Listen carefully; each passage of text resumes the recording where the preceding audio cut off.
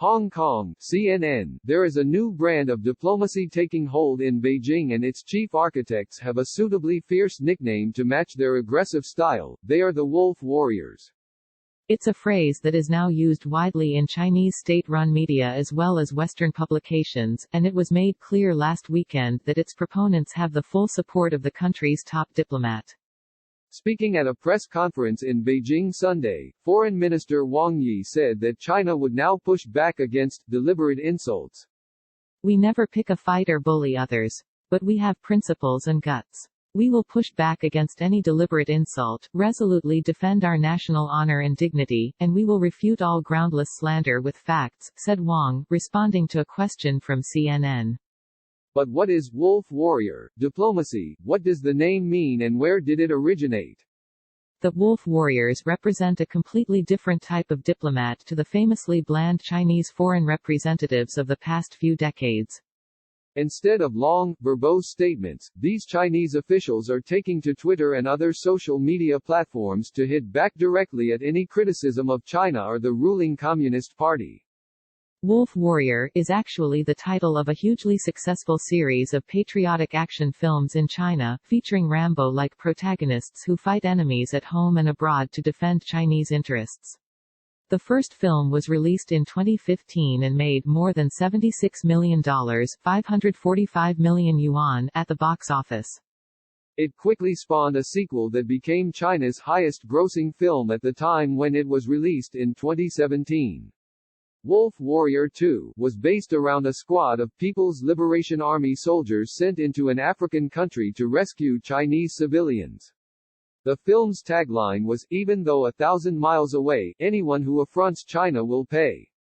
A still from the patriotic Chinese film, Wolf Warrior 2, which was released to huge box office success in 2017.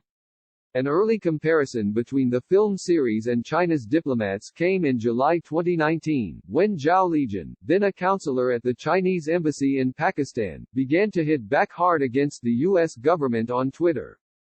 In a controversial series of tweets, Zhao claimed the U.S. had no right to criticize China on human rights abuses when it had problems with racism, income inequality and gun violence. Zhao alleged there were places in Washington, D.C. where the white people never go.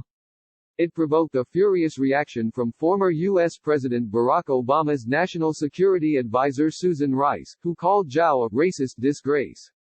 But 1 year later, Zhao's career has only blossomed, and he is now one of the 3 high-profile spokespeople who hold the Chinese Foreign Ministry's daily press conference.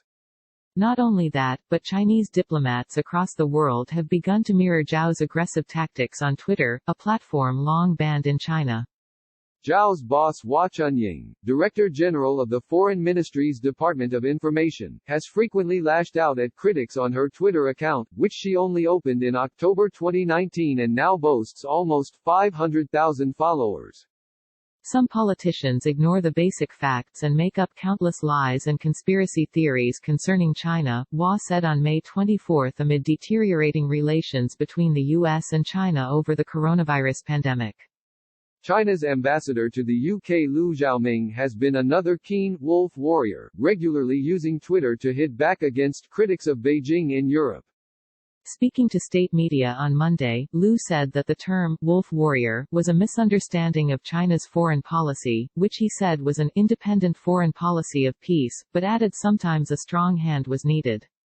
Where there is a wolf, there is a warrior, Liu said in an answer posted to his Twitter. Despite the comments by Foreign Minister Wang and the ambassador, there still appears to be a degree of indecision in the Chinese government and state media over whether or not to fully embrace the term. In April, the state-run tabloid Global Times published a story praising China's wolf warrior diplomats for taking the fight to the West, saying it was necessary as Western diplomats resort to a hysterical hooligan-style diplomacy. But 1 month later, on May 24, following Foreign Minister Wang's comments, the tabloid's editorial claimed it was the U.S. who was actually running a wolf warrior foreign policy. Labeling Chinese diplomacy as wolf warrior reflects an extreme ideology, the paper said. Richard McGregor, an expert in the Chinese Communist Party and senior fellow at the Lowy Institute, said that there was currently a fierce debate inside China over how aggressive the country's foreign policy should be. There's clearly a split about how China should conduct its diplomacy. It might only be a tactical split, but at the moment, the wolves seem to have the ascendancy, he said. I'm not sure that will last.